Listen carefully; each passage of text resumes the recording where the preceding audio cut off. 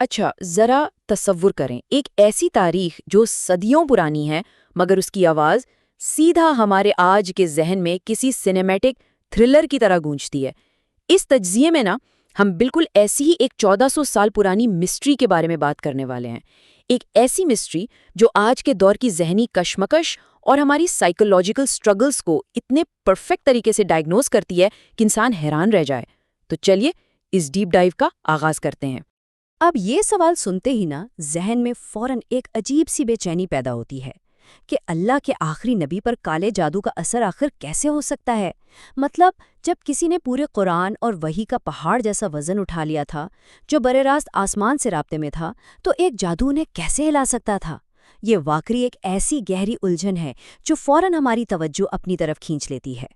اچھا، اگر ہم اس کا تاریخی پس منظر دیکھیں نا تو بات بڑی دلچسپ ہے۔ بدر، احد اور خندق جیسی مسلسل اور تھکا دینے والی جنگیں ختم ہو چکی تھیں۔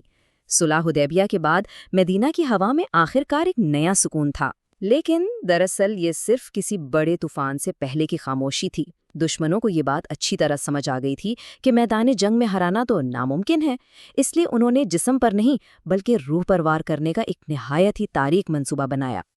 ہوتا کچھ یوں ہے کہ لبید بن عاصم، جو اس وقت عربیہ کا سب سے بڑا جادوگر مانا جاتا تھا، اس نے ایک انتہائی خوفناک منصوبہ ترتیب دیا۔ پہلے چند سکوں کے لالچ میں ایک نوکر کے ذریعے مبارک بال حاصل کیے گئے، پھر ان بالوں پر ٹھیک 11 گانٹھل باندھی گئیں اور ہر گانٹھ پر کالے جادو کی منتر جیسی پھونکیں ماری گئیں، اور آخر میں انہیں ایک بھاری پتھر سے باندھ کر بر زروان نامک ایک ایسے ویران اور گہرے کنویں میں پھینک دیا گیا جہاں دن کے وقت بھی سورج کی روشنی بالکل نہیں پہنچتی تھی۔ یہ کوئی عام حملہ نہیں تھا، یہ نہایت ہی کیلکولیٹڈ اور ناپاک وار تھا۔ تو اب سوال یہ ہے کہ اس ڈارک میجک کا اثر کیسا تھا؟ دیکھیں، اس نے ایک انتہائی گہرا سائیکولوجیکل بوجھ پیدا کیا، ایک عجیب سی انگزائٹی اور ایسی اوور تھنکنگ کہ جیسے کوئی کام کر لیا ہو اور پھر لگے کہ نہیں کیا۔ انسانی جسم جیسے گھلتا چلا جا رہا تھا۔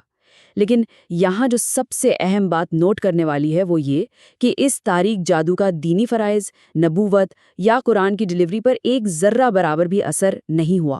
آسمانی رابطہ ہر حال میں پوری طرح محفوظ رہا۔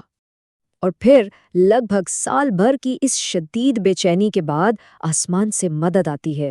ایک ڈیوائن روشنی اس پوری تاریکی کو چیر دیتی ہے۔ خواب میں 2 فرشتے آتے ہیں اور اس چھپی ہوئی سازش کا مکمل پردہ فاش کر دیتے ہیں۔ وہ ٹھیک ٹھیک بتاتے ہیں کہ اصل بیماری کیا ہے اور وہ بھاری پتھر اس ویران بر زروان کنویں کی کس تہہ میں چھپا ہے۔ یہ وہ ڈیوائنلی گائیڈڈ انٹرونشن تھی جس نے اس بھاری بوجھ کو ہٹانے کا سیدھا راستہ کھول دیا۔ یہاں آ کر نا ساری توجہ صرف اس ایک نمبر پر رک جاتی ہے، 11۔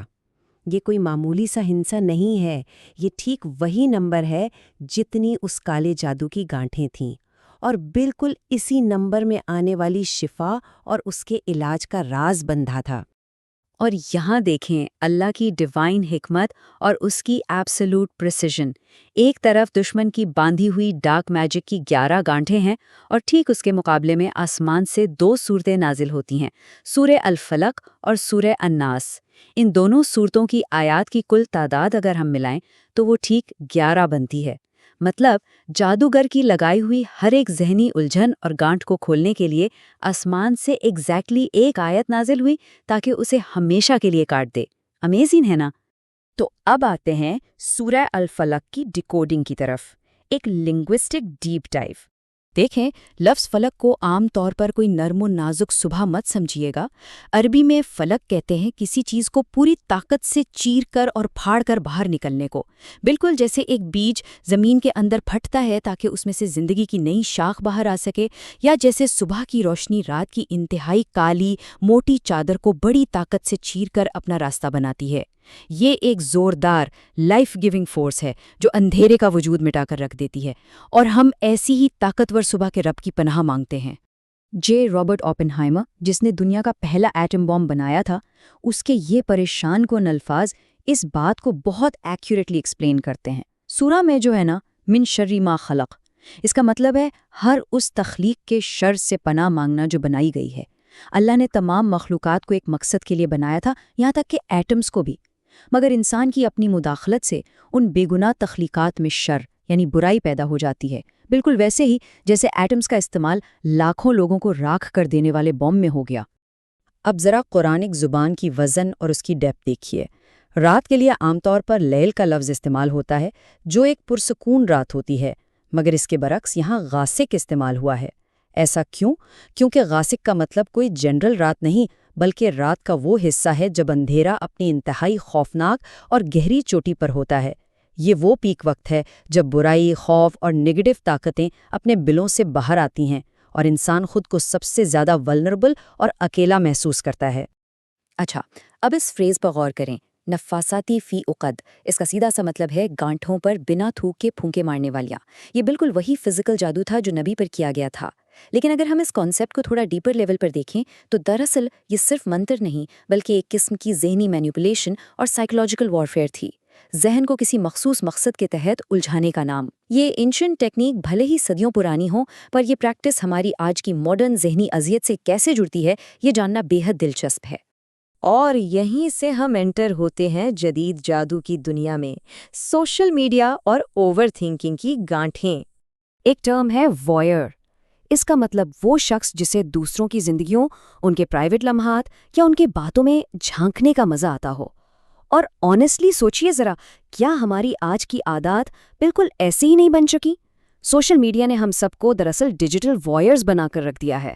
ہم دن رات اپنے ان گلوئنگ سکرینز پر لوگوں کی سرلی ایڈیٹڈ اور فلٹرڈ زندگیاں دیکھتے رہتے ہیں اور پھر انہیں اپنی حقیقی زندگی سے کمپیئر کر کے اندر ہی اندر بے چین ہوتے ہیں۔ اور جب ہم لگاتار دوسروں کی چمکتی زندگیاں دیکھتے ہیں تو پیدا کیا ہوتا ہے؟ حسد۔ یہ جو جیلسی ہے نا، یہ ایک ایسی آگ ہے جو جلتی تو دیکھنے والے کے سینے میں ہے، پر اس کا دھواں اس کی اپنی تمام نیکیوں کو ایسے راکھ کر دیتا ہے جیسے آگ سوکھی گھاس کو جلا ڈالتی ہے۔ اور یاد رکھیے، اس دنیا کی تاریخ کا سب سے پہلا جرم بھی کسی سیاسی دشمنی پر نہیں بلکہ اسی حسد کی بنیاد پر کیا گیا تھا جب قابیل نے حابیل کی جان لی تھی۔ تو آج کے دور کی عظیم الجھن دراصل ہے کیا؟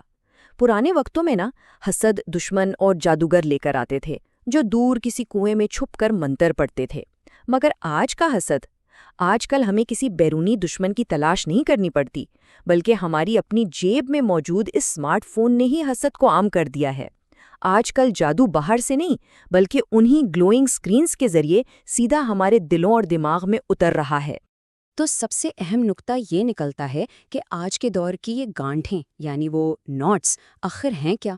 اچانک جاب چلے جانے کا خوف، لوگ کیا سوچیں گے اس کی ہر وقت پرواہ کرنا، اپنے سفر کو ہر لمحہ دوسرے کی کامیابی سے کمپیئر کرنا، اور آدھی رات کی خاموشی میں ہونے والی وہ اینڈلیس اوور تھنکنگ، یہ سب وہی گانٹھیں ہیں جو ہم نے خود اپنے ذہن میں باندھ لی ہیں، اور شیطان بس انہی انسیکیورٹیز پر اپنی پھونکے مارتا ہے۔ آدھی رات کی اوور تھنکنگ کا یہ پہاڑ جیسا بوجھ دراصل آج کے دور کا وہی بھاری پتھر ہے جو اس وقت برزروان کنویں کے گہرے اندھیرے میں پھینکا گیا تھا۔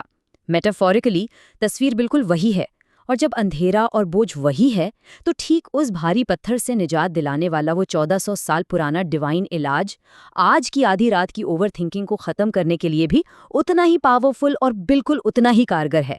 تو اس آخری سوال پر ہمیں ٹھہر کر سوچنا چاہیے، کیا آج کے اس دور میں شیطان ہمارے اپنے ہی ذہن میں الجھی انہی سوچوں اور ہماری اپنی انسیکیورٹیز کی گانٹوں پر نہیں پھونک رہا؟